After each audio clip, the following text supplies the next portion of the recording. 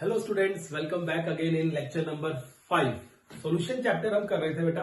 और solution chapter में last lecture में हमने ये देखा था कि कंसंट्रेशन टर्म्स पढ़ी थी बेटा।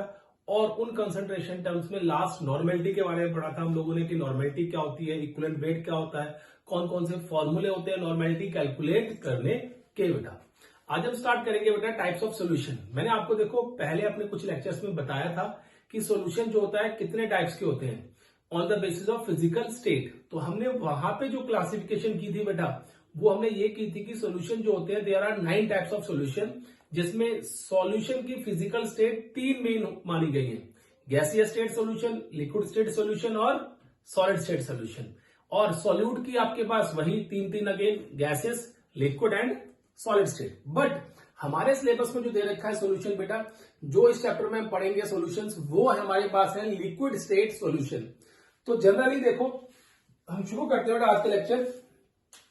इसमें हम क्या कहते हैं, 3 टाइप्स ऑफ सॉल्यूशन मैंने आपको बताए थे, अगर आपको याद हो। 3 टाइप्स ऑफ सॉल्यूशन जो हम इस चैप्टर में कवर करेंगे। वैसे तो हमारे पास 9 टाइप्स है बेटा, वी हैव 9 टाइप्स, बट इस चैप्टर में हम कवर करेंगे मेनली 3 टाइप्स ऑफ सॉल्यूशन बेटा। 3 तरह के सॉल्यूशन कवर करेंगे। कौन कौन से देखो, the first one is A, gas in liquid solution, B, liquid in liquid solution, liquid in liquid solution, and C, solid in liquid solution, solid in liquid solution। तो ये 3 तरह के सॉल्यूशंस को हम इस चैप्टर में कवर करें। तो आज जो हम स्टार्ट करेंगे बेटा वो स्टार्ट करेंगे गैस इन लिक्विड सॉल्यूशन से। चलो फिर शुरू करते हैं अपना गैस इन लिक्विड सॉल्यूशन। देखो जो हमारे पास ए है बेटा, गैस इन लिक्विड सॉल्यूशन। यहां पे अगर हम बात करें गैस इन लिक्विड सॉल्यूशन की बात करें हम लोग, तो हम ये कहेंगे बेटा देखो कि यहां पे जो गैस है वो हमारा सॉल्यूट है, एंड जो लिक्विड है बेटा दैट इज आवर सॉल्वेंट। अब जो सॉल्वेंट होंगे लिक्विड स्टेट में वो 2 हो सकते हैं, either it may be aqueous solvent. Aqueous solvent का मतलब होता है वाटर, एंड दूसरा क्या होगा बेटा, non aqueous solvent. They are organic compounds. ठीक है, एक्वस सॉल्वेंट में हम जनरली बात करते हैं सिर्फ और सिर्फ किसकी, वाटर की। और नॉन एक्वस सॉल्यूशन में जो बात करेंगे it may be ether, alcohol, benzene, acetone etcetera बेटा। बहुत सारे नॉन एक्वस सॉल्यूशन आते हैं हमारे पास। डन। तो हम सॉल्वेंट जो लेंगे वो लिक्विड स्टेट में होना चाहिए, और जो सॉल्यूशन की फिजिकल स्टेट हो वो भी क्या हो बेटा, लिक्विड स्टेट में हो। लेकिन जो सॉल्यूट है वो हमारा गैसियस स्टेट में हो। अब कई बार कई बच्चे सोचते हैं कि सर हम अगर किसी गैस को लिक्विड के अंदर किस तरीके से डिसॉल्व कर सकते हैं। ठीक है बेटा, तो देखो होता क्या है इस केस में, अगर आप किसी भी गैस को किसी लिक्विड सॉल्यूशन के अंदर या सॉल्वेंट के अंदर डिसॉल्व करना चाहते हो तो उसके लिए हमें एब्जॉर्प्शन कॉफिशिएंट की हेल्प लेनी पड़ती है। ठीक है, तो एब्जॉर्प्शन कॉफिशिएंट होता है हमारे पास अल्फा। हम उसके बेस पे इसको बताएंगे बेटा आपको क्या होता है हमारे पास, एब्जॉर्प्शन कॉफिशिएंट बेटा। क्लियर है, जिसको हम अल्फा कह देते हैं। डन। अब इस एब्जॉर्प्शन कॉफिशिएंट के बेस पे हम बताते हैं कि क्या होता है, क्या होती है solubility of gas in solvent बेटा। ठीक है, तो इस पर हम बोलते हैं एब्जॉर्प्शन कॉफिशिएंट के बेस पे हम बोलते हैं कि it is defined as volume of gas, volume of gas dissolved in volume of gas, यहां पे लिखा है एसटीपी पे, स्टैंडर्ड टेम्परेचर प्रेशर पे, volume of gas at STP dissolved in unit volume of solvent at a particular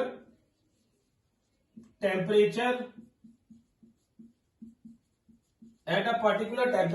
and 1 atmospheric pressure. Clear है? Eight a particular temperature and 1 atmospheric pressure. तो उस case में हम क्या कहते हैं, बताते हैं कि किस तरीके से गैसेस की सॉलिबिलिटी होगी किसी भी पर्टिकुलर सॉल्वेंट के अंदर।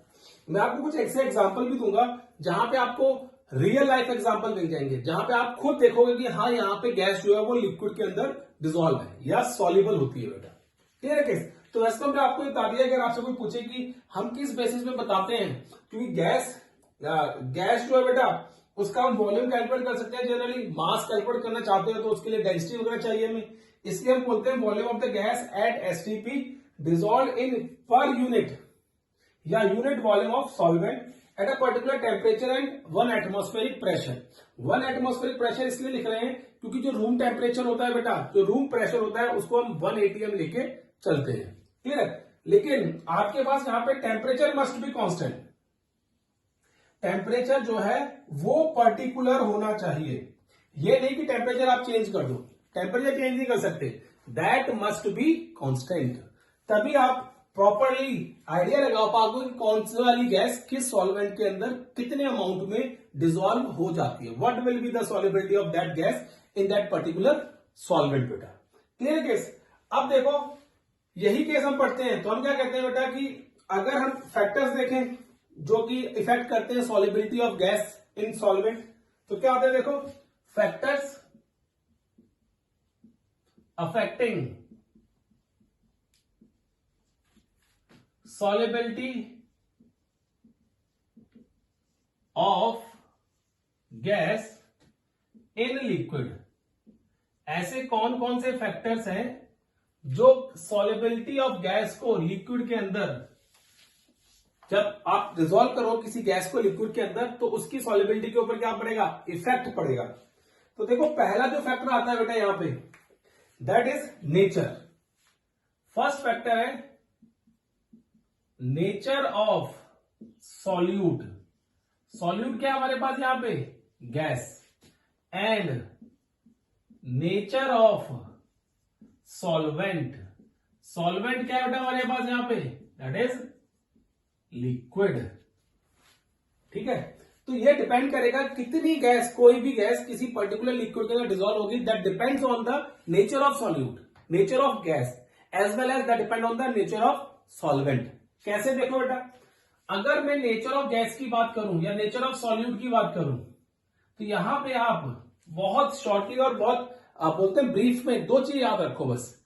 कौन कौन चीज याद रखनी है? पहला केस है यहां पे ये याद रखो कि easily लिक्विफिएबल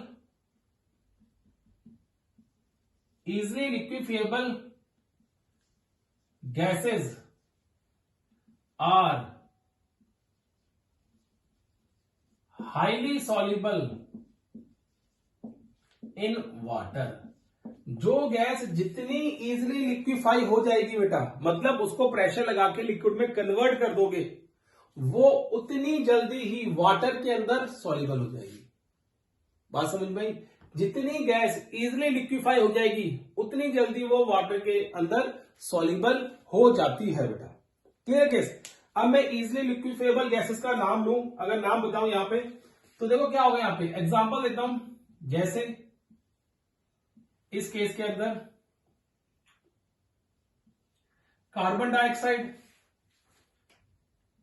ammonia, sulphur dioxide, HCl etcetera, ये सारी गैसेस जो हैं they are easily लिक्विफाइबल।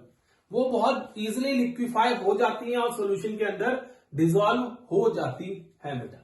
Clear case? जैसे अगर मैं आपको बात करूं, अगर हम बहुत हाई अमाउंट ऑफ प्रेशर लगा रहे हैं, सपोज करो if you are applying very high amount of या large amount of pressure on these gases, तो what will happen if CO2 को आप वाटर में डिसॉल्व करोगे and you are exerting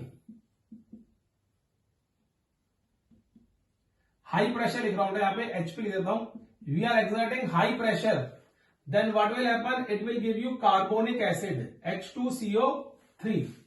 in the same manner अगर आप ammonia को dissolve करोगे बेटा वाटर के अंदर तो आपको अमोनियम हाइड्रोक्साइड मिलने के चांसेस होते हैं हाई प्रेशर पे। इन द सेम मैनर अगर सल्फर डाइऑक्साइड को अगर आप हाई प्रेशर पे डिसॉल्व करोगे then you will get H2SO3, sulphurous acid मिलने के चांस होते हैं। अगर आप HCl को डिसॉल्व करोगे वाटर के अंदर then you will get H positive aqueous and Cl negative aqueous, तो हाइड्रोक्लोरिक एसिड ही मिलता है बेटा। तो इस तरीके से हम ये कह देते हैं कि जो गैस जितनी इजिली लिक्विफाई हो जाएगी उतनी जल्दी वो वाटर के अंदर डिसॉल्व हो जाती है और उसकी सॉलिबिलिटी जो होगी वाटर के अंदर ज्यादा होगी।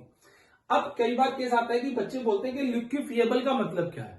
लिक्विफिएबल का मतलब होता है बेटा कि किसी गैस को आपने चैम्बर में रख लिया और ऊपर से आप प्रेशर लगा रहे हो, तो कौन सी गैस कितने कम प्रेशर पे लिक्विड स्टेट में कन्वर्ट हो गई है।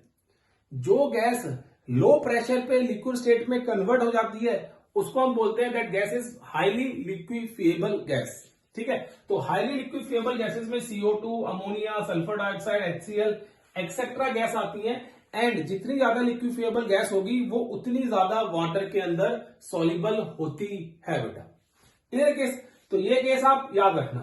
ठीक है, एक केस जो आप बता रहा हूं कि इस तरीके से आप इसको डिस्कस कर सकते हो। अब देखो इसी में दूसरा point, if I take the second point कि इजिली लिक्विफिएबल गैसेस जो होती हैं वो वाटर के अंदर इजिली सॉल्युबल हो जाती हैं। दूसरी गैसेस है बेटा हमारे पास यहां पे H2 हो गई, N2 हो गई, O2। These are not highly soluble in water. These are not highly soluble in water बेटा। ये जो गैसेस है वो वाटर के अंदर बहुत ज्यादा सॉल्युबल नहीं है। कौन कौन सी? H2, N2 and O2 gas बेटा, but they are highly soluble in ether, acetone etcetera. ये ईथर, एसीटोन, अल्कोहल उनमें बहुत ज्यादा सॉल्युबल होती है। इनकी सॉल्युबिलिटी जो है बेटा वो कम है वाटर के अंदर, बट इस केस के अंदर ईथर हो गया, एसीटोन हो गया, जो नॉन एक्वस सॉल्यूशन सॉल्वेंट है बेटा उनके अंदर ये ज्यादा सॉल्युबल होती हैं। आप यहां पे लिख सकते हो instead of writing ether and acetone you can also right non aqueous solution, non aqueous solvent इनके अंदर ज्यादा सॉल्युबल होती है। ठीक है, अब देखो एक और केस यहां पे देख सकते हो। अगर आप दोनों को ध्यान से देखो गैसेस को, ठीक है बेटा, तो इन दोनों गैसेस को ध्यान से देखो तो इन वाली गैसेस का जो मॉलिक्यूलर मास है थोड़ा सा हाई है। अगर मॉलिक्यूलर मास हाई नहीं है तो ये किसी ना किसी hydrogen bonding van der Waals force of attraction से ज्यादा बाउंड है। ठीक है, साइज बड़ा होने के कारण। यहां पे साइज छोटा है इसीलिए ये वंडरवाल फोर्स ऑफ अट्रैक्शन ही इनके बीच में एग्जिस्ट करती है और मॉलिक्यूलर मास भी कम है। That is why they are soluble in non aqueous solvent and they are soluble in aqueous solvent बेटा। तो देखो यहां पे हमने दोनों की चीज बताई। यहां पे nature of solute, nature of solute मतलब अगर गैसेस ज्यादा लिक्विफिएबल होंगी तो वो वाटर के अंदर ज्यादा सॉल्युबल होंगी। अगर gases are less liquefiable then they are not soluble in water. ठीक है, then they are soluble in non aqueous solvent such as ether, acetone, alcohol, benzene etcetera बेटा। क्लियर? तो इसका मतलब क्या है, नेचर ऑफ सॉल्वेंट और नेचर ऑफ सॉल्यूट दोनों के ऊपर गैसेस की सॉल्युबिलिटी डिपेंड करती है कि what will be the solubility of gases on that in that particular liquid बेटा। क्लियर? तो पहला जो पॉइंट हम लिखते हैं इस केस में वो यही लिखते हैं कि nature of solute and nature of solvent है क्या, उसके बेसिस पे हम गैसेस की सॉल्युबिलिटी को डिफाइन करते हैं वहां पे। ठीक है, अब देखो सेकंड पॉइंट बेटा, अगर बी पॉइंट इसमें लिखे हम लोग तो वो आता है effect of temperature, effect of temperature बेटा। क्लियर? इफेक्ट ऑफ टेम्परेचर लिखने से पहले मैं आपको एक जनरल इक्वेशन लिखता हूं जो आपने 11th क्लास में पढ़ी होगी। वो क्या है, gas plus solvent will give you solution plus heat energy release होती है। जनरली क्या होती है, reactions are exothermic in nature. Reaction क्या है बेटा, एक्सोथर्मिक नेचर की होती है। तो हम कहते हैं according to Le Chatelier principle, अगर आप प्रेशर बढ़ा रहे हो, टेम्परेचर बढ़ा रहे हो, ठीक है, इस रिएक्शन के लिए if we increase the temperature तो what will happen, reaction forward reaction क्या है, एक्सोथर्मिक है। याद करो कि अगर रिएक्शन एक्सोथर्मिक है, अगर हीट रिलीज हो रही है, तो उस केस के अंदर अगर हम टेम्परेचर बढ़ा रहे हैं तो इस फॉरवर्ड रिएक्शन को टेम्परेचर की जरूरत नहीं है, बैकवर्ड रिएक्शन इज एंडोथर्मिक। अगर किसी भी रिएक्शन की इक्विलिब्रियम वाली रिएक्शन है, रिवर्सिबल रिएक्शन की, बेटा याद रखो बात, फिर बता रहा हूं, अगर इक्विलिब्रियम में रिएक्शन है या रिवर्सिबल रिएक्शन है, अगर वो फॉरवर्ड रिएक्शन एक्सोथर्मिक है तो बैकवर्ड रिएक्शन हमेशा एंडोथर्मिक होगी। तो what will happen over here कि अगर आप टेम्परेचर बढ़ाओगे तो टेम्परेचर बढ़ाने के साथ साथ क्या होगा, ये तो टेम्परेचर को एब्जॉर्ब नहीं करेगा बिकॉज फॉरवर्ड रिएक्शन एक्सोथर्मिक है। This side will absorb temperature, जो सोल्यूशन होगा वो टेम्परेचर को अपनी तरफ खींच लेगा, एब्जॉर्ब करेगा। एब्जॉर्ब करने के बाद डिसोशिएट हो जाएगा किसमें, गैस और सॉल्वेंट में। तो इसका मतलब क्या हुआ, जब गैस और सॉल्वेंट में डिसोशिएट हुआ वो सोल्यूशन, तो what will happen, the gas will escape out from the solvent and the solubility of gas in that solvent will decrease. तो इस ली चैटलियर प्रिंसिपल के accordingly, according to Le Chatelier principle, Chatelier's principle, solubility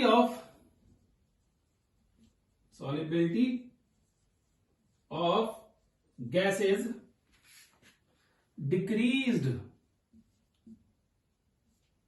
with increase in temperature। जितना temperature बढ़ाओगे उतनी solubility of gas कम होती चली जाती है। ये बात आपको याद रखनी है कि अगर आप टेम्परेचर बढ़ाओगे तो सॉल्युबिलिटी ऑफ गैस कम होती चली जाएगी। अब देखो, एक तो ये ली चैटलियर प्रिंसिपल के अकॉर्डिंगली आप एक्सप्लेन कर सकते हो कि भाई सॉल्युबिलिटी ऑफ गैस इसलिए कम हो रही है because according to Le Chatelier principle the solution side will absorb heat and it will dissociate, the reaction will go in backward direction.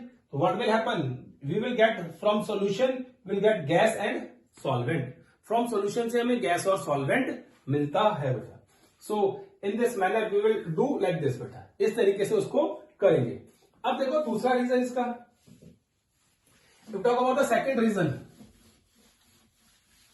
सुनना ध्यान से बेटा। अगर हम बात करें सेकेंड रीजन की, यहां पे क्या होता है,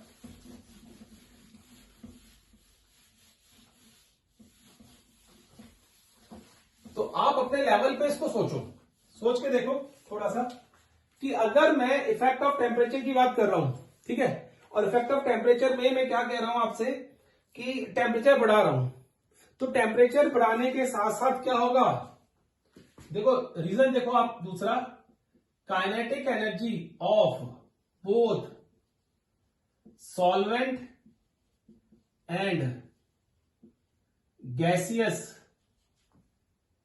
particle increased due to which gas will escape out from solvent बेटा। अब देखो कहीं पे भी आग लगाते हो आप, किसी भी चीज को गर्म कर रहे हो, तो गर्म करने के कारण क्या होगा बेटा, मॉलिक्यूल्स जो होंगे दोनों पार्टिकल के वो अपार्ट हो जाएंगे, दूर हो जाएंगे, और जो गैस यहां पे फंसी हुई होगी इन दोनों के बीच में बेटा, वो क्या होगी, वो यहां से स्केप आउट कर जाएगी, बाहर निकल जाएगी। तो जितना टेम्परेचर बढ़ाओगे उतना सॉल्वेंट के मॉलिक्यूल्स भी क्या करेंगे, काइनेटिक एनर्जी गेन करेंगे। काइनेटिक एनर्जी गेन करने के कारण क्या होगा, मूवमेंट होगी इसमें, और मूवमेंट की वजह से दूर जाएंगे, और जितने सॉल्यूट के पार्टिकल होंगे गैस, वो इनके बीच में जो फंसी हुई है वो काइनेटिक एनर्जी बढ़ने के कारण स्केप आउट कर जाते हैं, किसमें से, सॉल्यूशन में से। इसलिए आप बोल सकते हो कि with increase in temperature solubility of gases in a respective solvent decreased, वो डिक्रीज करती है बेटा। क्लियर है केस? ये तो मैंने आपको बताया रीजन। अब देखो इसी बेसिस पे अगर हम इसी की और बात करें बेटा, तो हम कहते हैं कि इसी के बेसिस पे हम और चीज एक्सप्लेन करते हैं। जैसे हम दो फॉर्मूले कई बार आपने देखे होंगे, एक फॉर्मूला ऐसी है टेम्परेचर डिपेंडेंस की बात करें, solubility of gases depend on temperature, depend on temperature. जो सॉल्युबिलिटी ऑफ गैस है बेटा वो टेम्परेचर के ऊपर डिपेंड करती है। वो किस तरीके से? You have to cram this equation. आप इस इक्वेशन को क्रैम कर सकते हो। Log concentration C2 upon C1 या solubility S2 upon S1 is equal to delta H upon R 1 upon T1 minus 1 upon T2। This equation is known as, वैसे तो equation आपके सिलेबस में नहीं है लेकिन कंपटीशन में कई बार पूछी जाती है। इसको हम बोलते हैं क्लॉसियस क्लैपेरॉन इक्वेशन। अगर आपसे कोई पूछे solubility of gases, solubility of gases का टेम्परेचर के साथ क्या रिलेशन है, तो you can write this equation Clausius Clapeyron equation by which you can easily define कि how the solubility and the temperature related with each other. Done बेटा, ये क्या आता है? अब देखो कई जगह पे ये इक्वेशन ऐसे लिखी मिलती है, H2 upon S1 delta H upon R 1 upon T1 minus 1 upon T2। Here जो S C2 and C1 are concentration at temperature T1 and T2. In the same manner, S2 and S1 are solubilities at temperature T1 and T2 बेटा, ये solubilities है इसकी। Done. Delta H enthalpy of solution, that is enthalpy of solution, and R universal gas constant, universal gas constant है। तो अगर आपसे कोई पूछे कि टेम्परेचर का क्या इफेक्ट पड़ेगा, तो ये तो मैंने बता दिया जनरली टेम्परेचर का ये इफेक्ट पड़ता है सॉल्युबिलिटी ऑफ गैसेस के ऊपर जब आप उनको किसी लिक्विड के अंदर डिसॉल्व करते हो बेटा। क्लियर है? लेकिन अगर हम बात करें यहां पे कि सॉल्युबिलिटी ऑफ गैसेस का, हमने बताया कि ये इफेक्ट पड़ता है जो हमने शो किया बेटा, ठीक है। लेकिन कुछ एक्सेप्शनल केसेस आर देयर, तभी मैं यहां पे क्या वर्ड यूज कर रहा हूं, जनरली ये केस होगा। लेकिन कुछ एक्सेप्शनल केस है बेटा यहाँ पे। अब देखो केमिस्ट्री एज इट इज सीधी तो नहीं है, जैसे आप चाहो वैसा दिख जाए। तो मैं हमेशा बोलता हूं कि जनरली वर्ड जो होता है, जनरली ऐसा होता है, that is very dangerous word. और डेंजरस वर्ड का मतलब क्या है कि इसका मतलब वहां पे एक्सेप्शनल केसेस आ रहे हैं। तो यहां पे भी एक एक्सेप्शनल केस आता है बेटा। वो क्या एक्सेप्शनल केस देखो, वो ये होता है एक्सेप्शनल केसेस, ठीक है। एक्सेप्शनल केसेस की बात करें यहां पे तो H2 एंड इनर्ट गैसेस, कौन सी गैसेस बेटा, H2 एंड इनर्ट गैसेस। याद रखो पहली केस बता रहा हूं इसमें, इन नॉन एक्वस सॉल्यूशन या नॉन एक्वस सॉल्वेंट,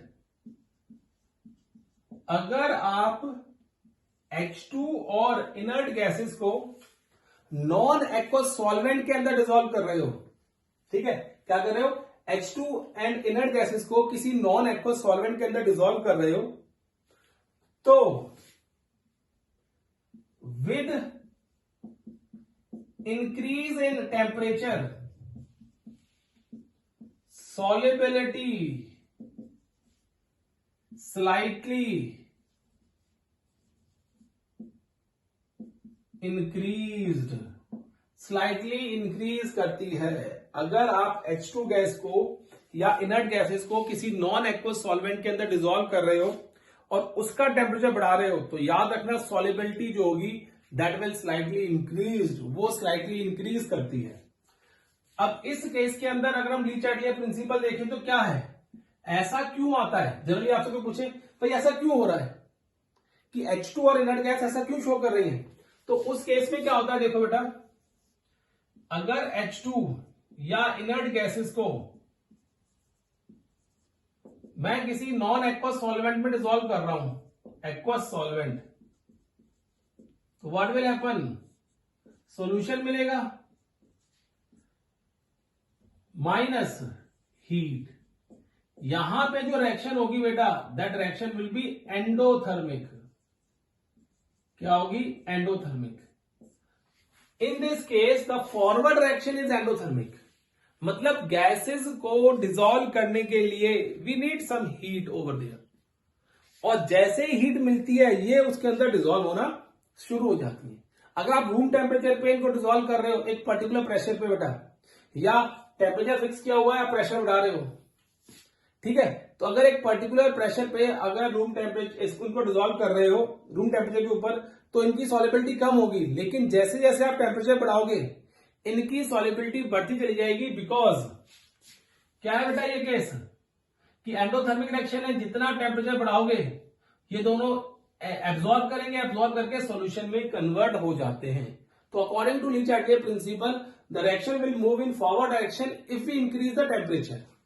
तभी बेटा देखो मैं बोलता था हमेशा कि 11th क्लास और 12th क्लास की केमिस्ट्री का रिलेशन है, क्या रिलेशन है, ये रिलेशन है बेटा। देखो अगर आपने ली चैटलियर प्रिंसिपल पढ़ा हुआ ढंग से 11th क्लास में, तो यहां पे ली चैटलियर प्रिंसिपल को पढ़ने की इतनी ज्यादा जरूरत नहीं पड़ेगी और आपको चीजें समझ आ रही होंगी कि मैं क्या कह रहा हूं, कि अगर मैं टेम्परेचर बढ़ा रहा हूं तो ली चैटलियर प्रिंसिपल के accordingly the reaction will move in forward direction because the forward direction is endothermic in nature, वो एंडोथर्मिक नेचर की है, तो इसलिए आपको वो शो करना है और मैं भी आपको दिखा रहा हूं इस तरीके से आता है।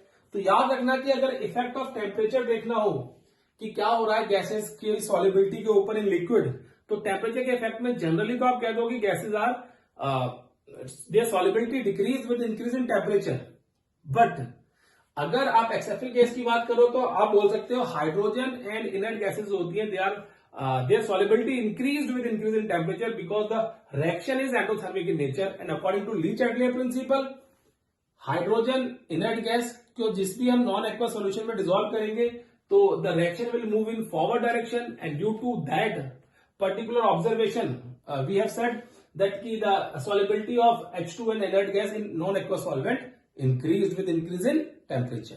तो ये दो एग्जांपल आपको याद रखने हैं, H2 and inert gas plus non aqueous solvent का केस। तो ये आता है कि टेम्परेचर का क्या इफेक्ट पड़ता है बेटा। अब बात करते हैं तीसरे केस की, थर्ड फैक्टर की बात करें यहां पे तो आता है effect of pressure, effect of pressure बेटा, प्रेशर या बोलते हैं जो भी, इफेक्ट ऑफ प्रेशर। अब हम इफेक्ट ऑफ प्रेशर की बात करें तो देखो आपको इसको डायग्रामेटिकली आपको समझाने की कोशिश करता हूं, ठीक है। देखो ये मैंने क्या किया, एक सिस्टम ले लिया और उस सिस्टम के अंदर आई टेकन लिक्विड, ये लिक्विड है बेटा, मतलब सॉल्वेंट है मेरा कुछ, ठीक है।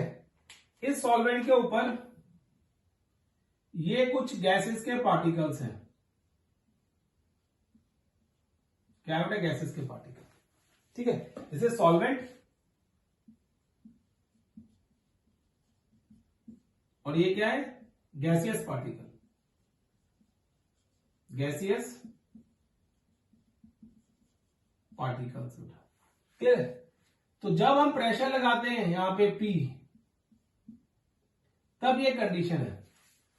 पहली बात, हम इस पे इतना प्रेशर लगाएंगे, सपोज करो मैंने P plus small p pressure लगाया इसके ऊपर, तो जो सिस्टम था बेटा ये, दिस सिस्टम, पिस्टन मूव करेगा नीचे की तरफ, ठीक है। और जब मूव करेगा सिस्टम, पिस्टन नीचे की तरफ बेटा, व्हाट विल हैपन, कुछ पार्टिकल्स जो होंगे बेटा वो इस लिक्विड के अंदर एंटर कर चुके होंगे, few particles from the gaseous, ठीक है बेटा, एंटर कर चुके हैं कहां पे, लिक्विड के अंदर, और कुछ पार्टिकल्स क्या होंगे बेटा, ऊपर ही बचे होंगे। डन, इस तरीके से। और मैंने ये बोल दिया कि इस केस में, इस पर्टिकुलर सिस्टम के अंदर जहां पे प्रेशर कितना है बेटा मेरे पास, P dash, this P dash is greater than P, तो मैंने बोल दिया इन this case the system is in dynamic equilibrium. System क्या है बेटा, डायनेमिक इक्विलिब्रियम में आ गया है। अब डायनेमिक इक्विलिब्रियम की बात करें तो क्या होता है, हम बोलेंगे जो डायनेमिक इक्विलिब्रियम होता है, ठीक है, उसमें क्या होता है, rate of gaseous particles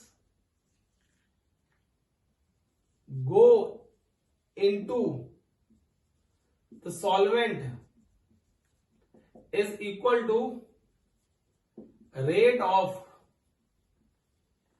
gaseous particles escape out from the solvent, ठीक है बेटा। कहता है ये डायनेमिक इक्विलिब्रियम है, ये कंडीशन क्या है हमारे पास, डायनेमिक इक्विलिब्रियम की, मतलब ये कंडीशन वो है जब आप कहोगे कि रेट ऑफ, जितने पार्टिकल अंदर जा रहे हैं, ब्लैक वाले मॉलिक्यूल जितने अंदर जा रहे हैं उतने ही बाहर आ रहे हैं, तो हमने कह दिया इस सिस्टम के ऊपर डायनेमिक इक्विलिब्रियम बन गया है। अब एक बात आपने खुद नोट की होगी बेटा, देखो जब प्रेशर P था इसके ऊपर, तब कोई भी पार्टिकल सोल्यूशन के अंदर नहीं था, सॉल्वेंट के अंदर नहीं था, मतलब सॉल्युबिलिटी बिल्कुल भी नहीं थी। लेकिन जैसे ही मैंने प्रेशर बढ़ाया, पार्टिकल में क्या आ गया बेटा, पार्टिकल जो गैस के पार्टिकल थे वो सॉल्यूशन के, सॉल्वेंट के अंदर जाके सॉल्युबल हो गए। तो हम ये कह सकते हैं कि जो मास ऑफ द गैस है वो कितना सॉल्युबल है किसी सॉल्वेंट के अंदर, that depends on the pressure applied on that gas, उस गैस पे हम कितना प्रेशर अप्लाई कर रहे हैं। तो इसी एक्सपेरिमेंट को, जो एक्सपेरिमेंट आपको दिखा रहा हूं बेटा, this experiment was performed by Henrys and he has given Henry's law. 1805 के आसपास आके बेटा हेनरीज ने एक हेनरीज लॉ दिया based on this particular experiment, कि जैसे जैसे प्रेशर बढ़ा रहा था वो पार्टिकल्स की जो सॉल्युबिलिटी थी, गैस के पार्टिकल की जो सॉल्युबिलिटी थी, दैट इंक्रीजेस ग्रेजुअली, वो ग्रेजुअली क्या कर रही थी बेटा, इंक्रीज कर रही थी। फिर उसने बोल दिया कि भाई जितना प्रेशर लगाओगे उतना क्या होगा, गैसेस के मॉलिक्यूल्स के ऊपर उतने वो गैस के मॉलिक्यूल लिक्विड के अंदर, सॉल्वेंट के अंदर सॉल्युबल हो जाएंगे। डन बेटा, वही शो किया। अब हेनरीज लॉ की बात करें हम यहाँ पे, ये हमने शो कर दिया इस तरीके से। अब हेनरीज लॉ ने इसने क्या डिफाइन किया, the mass of the gas, the given और fixed, the given mass of the gas dissolved per unit volume of solvent at constant temperature is directly proportional to the pressure applied on gases in equilibrium with solvent. ये Henry's law की definition है, ठीक है। The given mass of the gas dissolved per unit volume of the solvent at constant temperature is directly proportional to the pressure applied on the gas in equilibrium with the solvent। जब वो solvent के साथ equilibrium में है, तब अगर आप उसके ऊपर प्रेशर अप्लाई कर रहे हो तो क्या होता है बेटा, कितना गैस डिसॉल्व है वो डिपेंड करेगी कितना प्रेशर हम अप्लाई कर रहे हैं उसकी सरफेस के ऊपर बेटा। डन। तो इसके अकॉर्डिंगली जो एक्सप्रेशन आया देखो, अगर हम एक्सप्रेशन लिखे यहां पे क्या आएगा,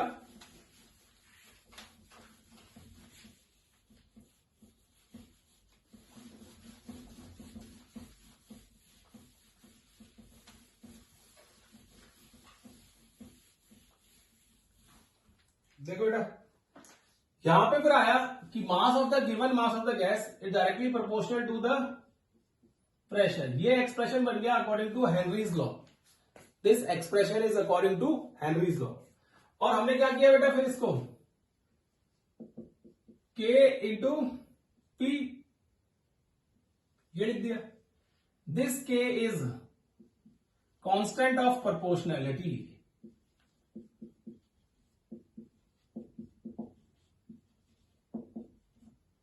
this K is constant of proportionality. ये जो K है बेटा that is equal to the constant of proportionality.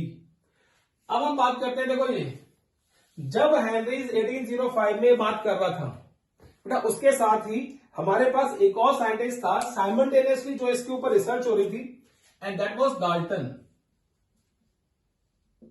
Dalton's, ठीक है। और वो रिसर्च कर रहा था पार्शियल प्रेशर, किस पे बेटा, partial pressure and mole fraction के बारे में।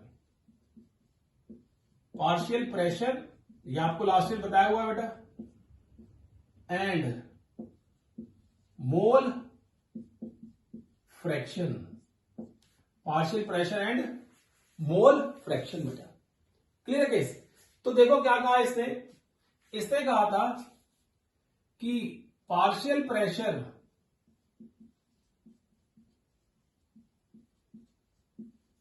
of the gas is directly proportional to mole fraction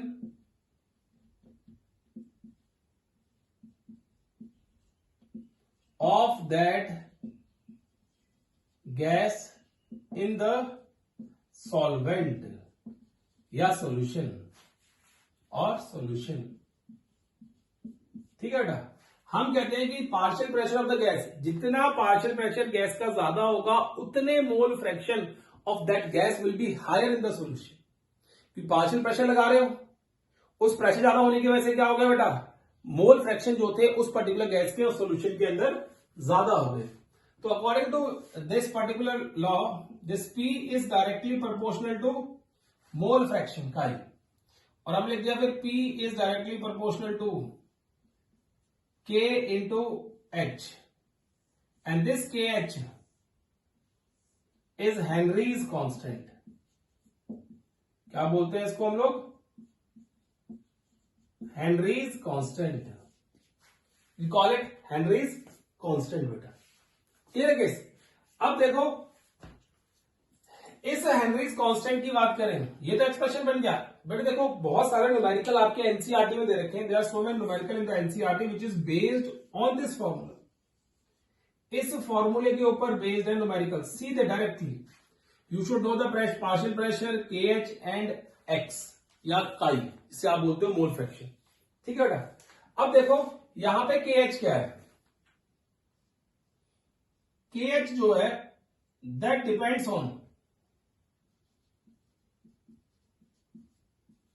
nature of gas, nature of solvent, temperature, इन चीजों के ऊपर ये डिपेंड करता है, ठीक है। बट अगर आपसे कोई पूछे KH को उस तरीके से डिफाइन करें तो क्या होगा, KH के बेस पे हम किसी भी गैस की सॉल्युबिलिटी बता सकते हैं। और ये कैलकुलेट किया जाता है एक्सपेरिमेंटली बेटा, हम क्या करते हैं KH की वैल्यू निकालते हैं, ठीक है। किस तरीके निकालते हैं देखो, KH की वैल्यू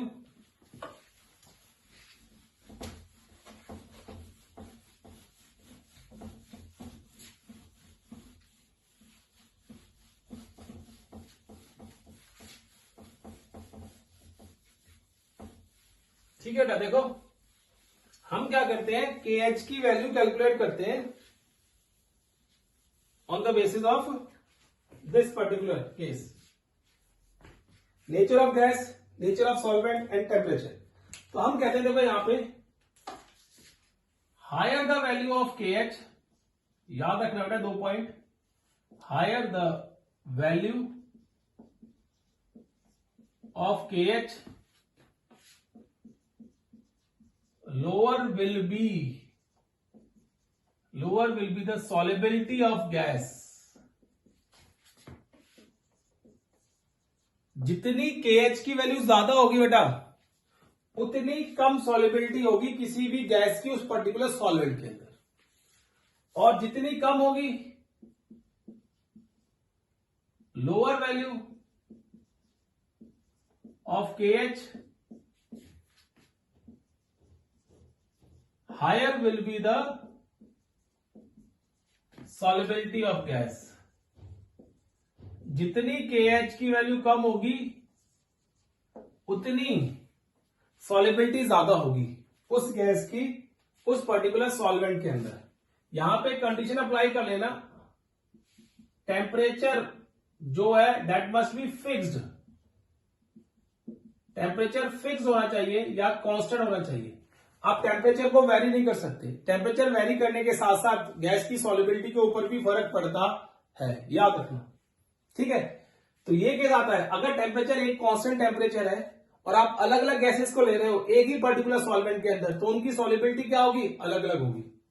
फिर रिपीट कर रहा हूं, अगर टेम्परेचर फिक्स है, आप अलग अलग गैसेस ले रहे हो और सॉल्वेंट एक है बेटा, तो उन गैसेस की सॉल्युबिलिटी जो होगी वो अलग अलग होगी उस पर्टिकुलर सॉल्वेंट के अंदर। लेकिन अगर आप एक ही टेम्परेचर ले रहे हो, ठीक है, और गैस भी एक ले रहे हो बेटा, तो वो उसकी सॉल्युबिलिटी फिक्स होगी। अगर आप टेम्परेचर वेरी कर रहे हो और गैस और सॉल्वेंट एक ले रहे हो, तो उनकी सॉल्युबिलिटी फिर से वेरी करेगी बेटा। Done, clear case? तो वो आपको बात याद रखनी है KH के केस के अंदर। अब देखो ये चीज रट्टे में आने की जरूरत नहीं है कि KH की वैल्यू जब कम होगी तो हायर सॉल्युबिलिटी होगी, KH की वैल्यू ज्यादा होगी तो लोअर सॉल्युबिलिटी होगी। इसको आप इस एक्सप्रेशन से याद रख सकते हो। ठीक है, कैसे? देखो अगर मैं यहां पे लिखूं P partial pressure is equal to KH into chi, मैंने क्या कर दिया, partial pressure upon KH is equal to chi, ये कर दिया। अब this chi is inversely proportional to KH। Chi क्या है, mole fraction. Mole fraction is inversely proportional to KH। अगर किसी भी गैस के मोल फ्रैक्शन या मोल्स ज्यादा है सॉल्वेंट के अंदर, तो उसकी KH की वैल्यू क्या होगी, कम होगी। और मोल ज्यादा कब होंगे सॉल्वेंट के अंदर, जब उसकी सॉल्युबिलिटी ज्यादा होगी। तो जब इसकी सॉल्युबिलिटी ज्यादा होगी तो KH की वैल्यू कम आएगी, जब इसके मोल फ्रैक्शन की वैल्यू कम होगी तो KH की वैल्यू ज्यादा होगी। तो उस बेस पे आप इसको देख के एक्सप्लेन कर सकते हो कि हाँ भाई KH की वैल्यू किस तरीके से वेरी कर रही है with respect to mole fraction या विद रिस्पेक्ट टू सॉल्युबिलिटी बेटा। ठीक है, क्लियर केस? तो ये केस आपको याद रखना होता है। और फिर बोल रहा हूं इसके ऊपर बेस्ड न्यूमेरिकल आते हैं बेटा, will have a numerical based on this particular question. अब जो बोलते हैं जो डाल्टन्स लॉ है ना बेटा, it's a mayor a small और लॉ ऑफ हेनरीज लॉ का एक पार्ट है, small part of the Henry's law. Because Henry ने जो बात की थी वो टोटल प्रेशर की बात कर रहा था सिस्टम के ऊपर, सॉरी सॉल्वेंट के ऊपर, कि गैसेस के मॉलिक्यूल का कितना प्रेशर है। एंड जो डाल्टन्स बात कर रहा था he was talking about the partial pressure. Henry's law जो बेटा एप्लीकेबल है गैस इन लिक्विड के लिए, और डाल्टन्स जो लॉ है बेटा ज्यादातर एप्लीकेबल होता है मिक्सचर ऑफ गैसेस के लिए, नॉन रिएक्टिंग गैसेस के लिए। फिर रिपीट कर रहा हूं, हेनरीज लॉ एप्लीकेबल है गैस इन लिक्विड के लिए, कि किसी गैस को लिक्विड में डिसॉल्व कर रहे हो तो हेनरी लॉ एप्लीकेबल है बेटा वहां पे। If you are trying to apply with the gaseous mixture, कि कौन सी गैस का कितना पार्शियल प्रेशर है किसी भी गैसेस के अंदर जो कि आपस में नॉन रिएक्टिंग है, then you have to apply Dalton's law. वो Dalton's law of partial pressure है बेटा। Clear case? अब बात करते हैं हेनरीज की बेटा। अब हेनरीज की बात करेंगे यहां पे, तो इसके अकॉर्डिंगली पहले ग्राफ प्लॉट करते हैं, कहते हैं एक्सपेरिमेंट भी करते हैं। अगर आप एमएससी क्लास पढ़ोगे, एमएससी केमिस्ट्री में जाओगे बेटा, तो वहां पे इनके एक्सपेरिमेंट भी है। एक्सपेरिमेंट क्या है, हम क्या करते हैं, partial pressure versus mole fraction में ग्राफ बनाते हैं। If this graph is a straight line like this, then हम कहते हैं कि वो गैस क्या कर रही है, हेनरीज लॉ को ओबे कर रही है। obeys Henry's law when we get a straight line passing through this particular point। ठीक है बेटा, समझ आया केस। तो ये सॉरी, ये थोड़ा सा आपको याद रखना है कि किस तरीके से ग्राफ बनता है। ये ग्राफ भी आपको पूछ लिया जाता है कई बार, ठीक है, क्लियर है केस। चलो अब देखते हैं कि हेनरीज लॉ की बात कर रहे हैं हम लोग। तो हेनरीज लॉ कब कब एप्लीकेशन या लिमिटेशन क्या होती है इस हेनरीज लॉ की। When we talk about the limitations of Henry's law, अगर मैं limitations की बात करूं of Henry's law बेटा, तो इसमें limitations तो है। क्या limitation है? पहली बात देखो, it is not applicable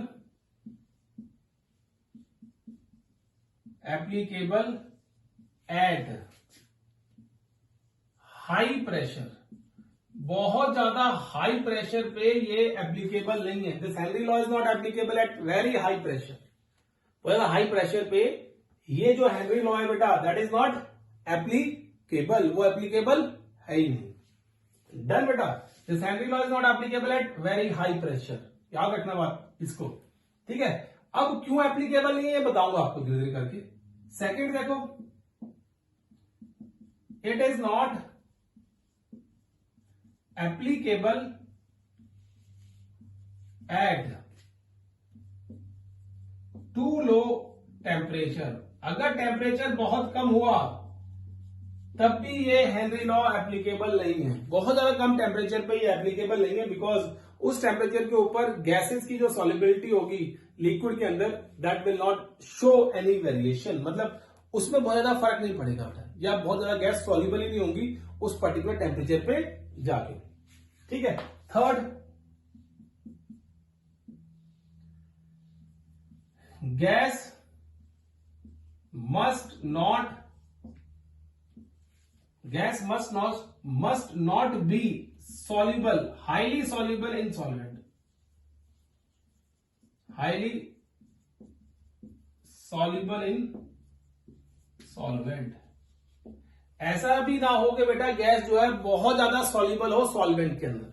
जैसे मैं आपको एग्जांपल देता हूं इसका, दो और ये इसका एग्जांपल हो जाएगा। ये दोनों का एग्जांपल आपको बता रहा हूं। देखो होता क्या है यहां पे, अगर हम बात कर रहे हैं एग्जांपल की बेटा, देखो तो हम कहते हैं कि it is not applicable at high pressure, gas must not be soluble in solvent, highly soluble in solvent. जो CO2 गैस है, मैं उस पर अगर हाई प्रेशर लगाऊंगा, if apply high pressure on that particular gas, then this CO2 is highly soluble in water. तो CO2 क्या होगी बेटा, हाईली सॉल्युबल हो जाएगी and it will give you carbonic acid. Carbonic acid मिलता है यहां से, और कार्बोनिक एसिड आपको पता है अब ये प्रोसेस कहां होती है, कोल्ड ड्रिंक बनाने में, बियर बनाने में। ये सिंपल प्रोसेस लगती है ना कि एरेटेड ड्रिंक्स जिसे आप बोल देते हो, ठीक है, बेवरेजेस जिसे आप बोल देते हो, कि सोडा आप क्या करते हो, पानी लेते हो, पानी में कार्बन डाइऑक्साइड को ऊपर एट सर्टेन प्रेशर पे कंप्रेस करते हो, तो क्या होती है, कार्बन डाइऑक्साइड उस वाटर के अंदर जाके ट्रैप हो जाती है, ठीक है। और जैसे आप कोल्ड ड्रिंक की बोतल खोलते हो बेटा, क्या आती है, फिज की आवाज आती है ना, फिज, वो आवाज इसी की बेटा, और कार्बन डाइऑक्साइड स्केप आउट करती है वहां से, जो ऊपर कार्बन डाइऑक्साइड प्रेजेंट होती है, that escape out from the solvent.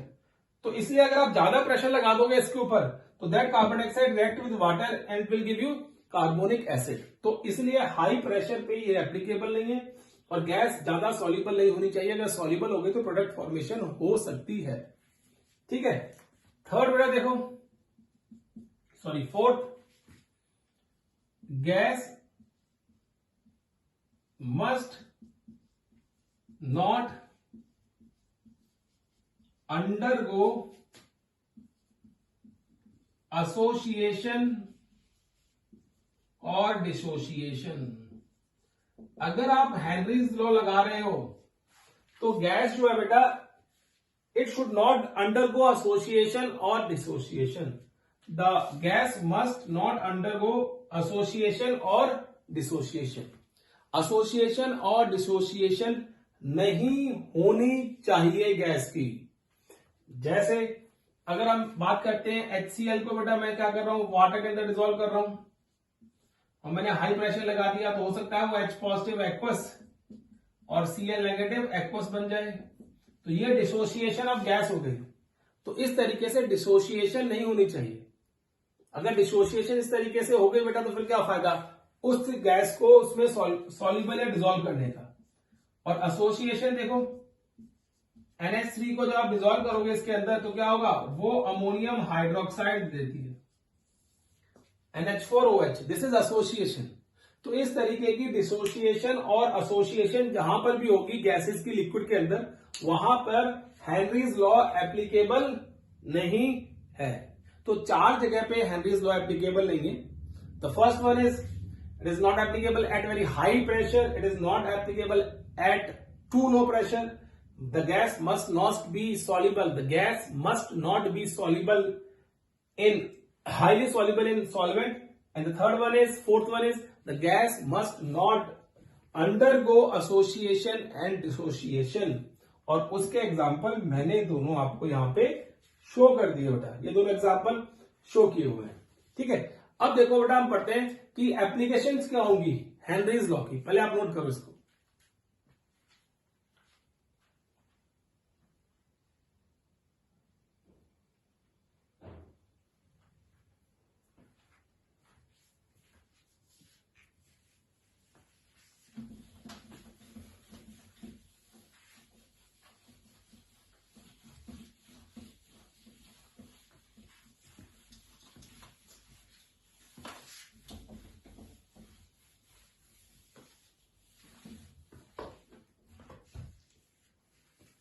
देखो बेटा, हम बात करते हैं एप्लीकेशंस ऑफ हेनरीज लॉ कि हेनरीज लॉ की एप्लीकेशन क्या होंगी। ठीक है, बहुत सिंपल एप्लीकेशन है इसकी और कई बार बोर्ड एग्जाम्स के अंदर पूछी गई है। Applications of Henry's law. ठीक है, हेनरीज लॉ की एप्लीकेशन क्या होंगी बेटा। देखो फर्स्ट एप्लीकेशन है इसकी function of lung. Function of lungs, हमारे फेफड़ों का काम क्या होता है। देखो बेटा, जो लंग्स होते हैं ना हमारे चेस्ट, आजकल आपको बताइए कोविड चल रहा है, कोविड के कारण बहुत सारे लंग्स इफेक्ट हो रहे हैं बेटा, वो लंग्स। ठीक है, लंग्स क्या होते हैं बेटा, लंग्स के अंदर we have high partial pressure of oxygen in the lungs। Lungs में क्या होता है, हाई पार्शियल प्रेशर होता है ऑक्सीजन का। So when blood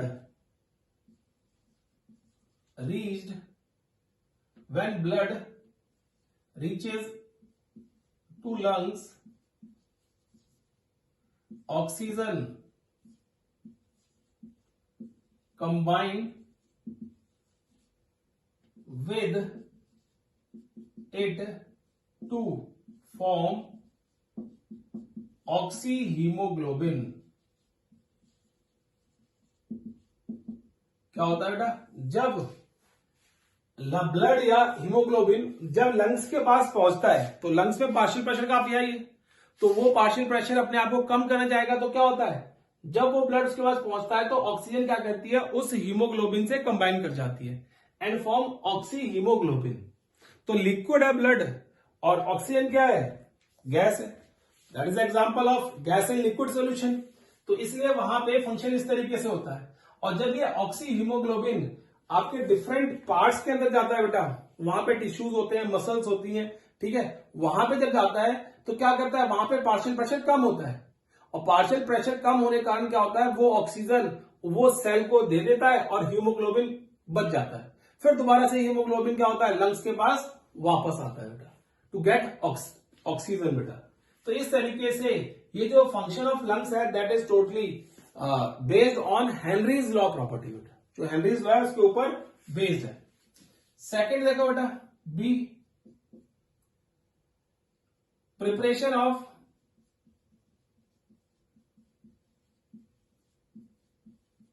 aerated drinks, जितने भी एरेटेड ड्रिंक्स हैं उनकी प्रिपरेशन करनी है बेटा आपको, प्रिपरेशन ऑफ एरेटेड ड्रिंक्स, ठीक है बेटा। अब हम बात करते हैं प्रिपरेशन ऑफ एरेटेड ड्रिंक्स की। तो इसमें क्या होता है देखो, कार्बन डाइऑक्साइड को हम क्या करते हैं, वाटर में डिसॉल्व करते हैं, तो क्या होता है, ट्रैपिंग ऑफ CO2 मॉलिक्यूल्स, इतना प्रेशर लगाते हैं कि जो CO2 के मॉलिक्यूल्स हो वो ट्रैप कर जाएं, trapping of CO2 molecules in between water molecules, water molecules के बीच में ट्रैप कर जाए इतना। और इसलिए अगर आपसे कोई पूछता है कि जब कोल्ड ड्रिंक की बोतल खोलते हो तो फिज की साउंड क्यों आती है, दैट इज द रीजन कि जो वहां पे ट्रैप क्यों होती है कार्बन डाइऑक्साइड बेटा, वो क्या करती है, स्केप आउट करती है, तो that is why got a sound of fizz over there, वहां पे मिलती है। तो एरेटेड ड्रिंक्स जो प्रिपेयर होते हैं वो भी हेनरीज लॉ के बेस पे ही प्रिपेयर किए जाते हैं, यहां पे भी हाई प्रेशर नहीं लगाया जाता। If we apply high pressure over here then we get carbonic acid, और कार्बोनिक एसिड जैसे आप पियोगे आपको पता है क्या होगा बेटा फिर, क्लियर। थर्ड केस देखो सी है, in case of scuba diving, scuba diving, scuba diving होती है बेटा डीप सी डाइविंग, क्या बोलते हैं इसको, और डीप सी डाइविंग, ठीक है। इसमें क्या होता है देखो, इसमें जो स्कूबा डाइवर होता है, जो डाइव लगाता है बेटा समुद्र के अंदर, ही और शी कैरीज ऑक्सीजन सिलेंडर, एक सिलेंडर कैरी करता है, और उस सिलेंडर के अंदर we have nitrogen 56.2%, oxygen 32.1% and helium 11.7% होती है बेटा। This is the composition of scuba diving oxygen cylinder. अब होता क्या है देखो, ये एग्जैक्ट कंपोजिशन है, पहले क्या होती थी, ये नाइट्रोजन की कंपोजिशन ज्यादा होती थी, नाइट्रोजन और ऑक्सीजन हम फिल करते थे वहां पे, ठीक है। तो उससे क्या होने लग गया, जैसे ही स्कूबा डाइवर बेटा वो ऑक्सीजन सिलेंडर लेके डीप सी में गया, आप खुद सोचो, जैसे ही आप सी के अंदर मूव करोगे तो प्रेशर बढ़ेगा, जितना प्रेशर बढ़ता जाएगा उतनी ज्यादा इन गैसेस की सॉलिबिलिटी, नाइट्रोजन की ऑक्सीजन की सॉलिबिलिटी ब्लड के अंदर बढ़ती जाएगी, क्योंकि अंडर प्रेशर, हेनरी ने यही कहा है ना कि अंडर प्रेशर जो गैसेस की सॉलिबिलिटी है वो क्या कर रही है, इंक्रीज कर रही है। तो वही वहां पे होगा N2 गैस की, O2 गैस की और He की सॉलिबिलिटी जो है दैट इज इंक्रीज्ड। तो वो डाइवर जब नीचे जाता है सी के अंदर, तो इस गैस की सॉलिबिलिटी क्या करती है, इंक्रीज कर रही है, और जैसे जैसे इंक्रीज कर रही है उसको कोई फर्क नहीं पड़ रहा है, ठीक है। वो आराम से सी फ्लोर पे जाके बेटा एकदम डीप जाके वहां पे आराम से जो भी इसको काम करना होता है करके आ जाता है।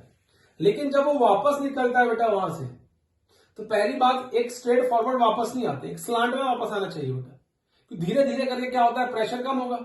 जब धीरे धीरे करके प्रेशर कम होता है तो इन गैसेस की सॉलिबिलिटी, दिस पर्टिकुलर नाइट्रोजन की सॉलिबिलिटी जो है वो भी क्या करती है, डिक्रीज करेगी। जब नाइट्रोजन की सॉलिबिलिटी डिक्रीज करेगी तो क्या होता है बेटा, nitrogen try to escape out from the blood, वो ब्लड से स्केप आउट करने की कोशिश करती है, और जो आपकी वेन्स है ना, फिर ऐसे लगता है कि ऐसे खड़ी हो जाती है बेटा, जैसे आपने देखा होगा टीवी में ऐसे ऐसे सिग्नल आते हैं, ऐसे खड़ी हो जाती है, जो आपकी वेन्स है ये ऐसे खड़ी होती है, बाहर निकल आती है ऐसे करके, तो इनको हम बोलते हैं बैंड्स। क्या होते हैं, बीमारी है बेटा ये बैंड्स की, बैंड्स क्रिएट करते हैं, और कई बार क्या होते हैं, जो बैंड्स बने हैं वेन्स के वो बर्स्ट कर जाते हैं, और बर्स्ट करने के कारण बंदा मर जाता है। ठीक, क्या होता है, कभी नाक से खून, कभी आंख से खून आता है, ब्लड आता है बेटा, और डेथ हो जाती है बंदे की। इसलिए हमने क्या किया, उसको डाइल्यूट किया गया हीलियम से, जो कि बहुत कम सॉल्युबल है ब्लड के अंदर एट हाई प्रेशर भी बेटा। ठीक है, तो इसलिए हमने इसको डाइल्यूट कर दिया, और उस वजह से क्या हुआ, ये काफी केसेस कम हो गए, स्कूबा डाइवर्स के केसेस कम हो गए। तो ये वही देखो एप्लीकेशन है कि जितना प्रेशर बढ़ाओगे उतनी सॉलिबिलिटी बढ़ती चली जाएगी, प्रेशर कम करोगे सॉलिबिलिटी कम हो जाएगी, अकॉर्डिंग टू हेनरीज लॉ। बेटा देखो सेम केस होता है बेटा आपके पास, बस बेंड्स याद रखना, बेंड्स पूछा गया है कि bends is what when the scuba divers carry oxygen cylinder into the sea, so what will happen when he or she try to come out from the sea? What will happen over there? The nitrogen present in the oxygen cylinder, which is absorbed in the blood during we move towards the deep sea बेटा। तो क्या होता है उस case में कि जब move करते हैं नीचे की तरफ तो नाइट्रोजन गैस ज्यादा सॉल्युबल हो जाती है, और जैसे जैसे ऊपर आ रहे हैं वो सॉल्युबिलिटी कम हो रही है और बेंड्स बन रहे हैं, These are not बेंड्स, और ये बर्स्ट कर जाते हैं और अल्टीमेटली डेथ भी हो जाती है कई बार। ठीक है, अब डी देखो बेटा, डी की बात करें यहां पे वो होता है हाई अल्टीट्यूड्स पे, हाई एल्टीट्यूड्स। अब जैसे सपोज करो आपने देखा होगा, ये तो बहुत कॉमन सा केस है, जब हम कभी प्लेन से हाई एल्टीट्यूड जाते हैं, आप यहां से शिमला जाओ, if you are going through car bike और एनी अदर व्हीकल आप यूज कर रहे हो बेटा, तो क्या होता है वहां पे प्रेशर कम है और यहाँ पे प्लेन्स में ऑक्सीजन ज्यादा होती है बेटा, पता ही आपको। ठीक है, और अल्टीट्यूड पे ऑक्सीजन कम होती है, तो उससे क्या होता है कि जब हम ऑक्सीजन इनहेल करते हैं तो हमारे ब्लड के अंदर ऑक्सीजन कम जाती है। और कई बार तो क्या होता है बेटा, कई लोगों को हाई अल्टीट्यूड पे जाते हैं, जैसे मनाली कुल्लू मनाली चले गए बेटा, या उससे ऊपर जाते हैं, तो ऑक्सीजन की कमी की वजह से उनका सर्कल्स चक्कर आते हैं और वोमिटिंग भी आती है। ठीक है, क्योंकि ऑक्सीजन का लेवल जो होता है ब्लड के अंदर क्या होता है बेटा, कम हो जाता है। तो उस केस में क्या होता है, हाई एल्टीट्यूड्स पे जाके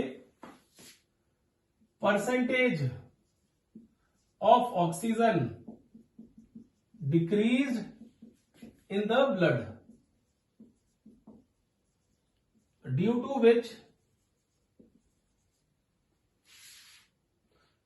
to which sometime blood comes out from nose, ears, etc. or due to lack of oxygen in the blood, due to lack of oxygen in the blood, a person may not able to think properly, and this think properly, this is known as anoxia. क्या बोलते हैं इसको, anoxia, ये भी बीमारी है anoxia, कि जब आपके ब्लड में ऑक्सीजन की परसेंटेज कम हो जाती है तो वही ब्लड ब्रेन में जाता है, ब्रेन को कम ऑक्सीजन मिलती है, तो उसमें पर्सन जो होता है वो डायलेमा में आता है और प्रॉपरली या क्लियरली सोच नहीं पाता है बेटा। ठीक है, उस वजह से जो उसको अनक्लियर डायलेमा होता है, उस पर्टिकुलर डिजीज को हम क्या बोलते हैं, एनोक्सिया हो गया इसको। ठीक है, तो ये हमारे पास क्या है, 4 एप्लीकेशंस हैं बेटा किसकी, हेनरीज लॉ की। डन, यहां पे हमारा गैस इन लिक्विड खत्म हो गया है। अपने नेक्स्ट लेक्चर में हम डिस्कस करेंगे liquid in liquid and solid in liquid. Till then take care and bye bye बेटा।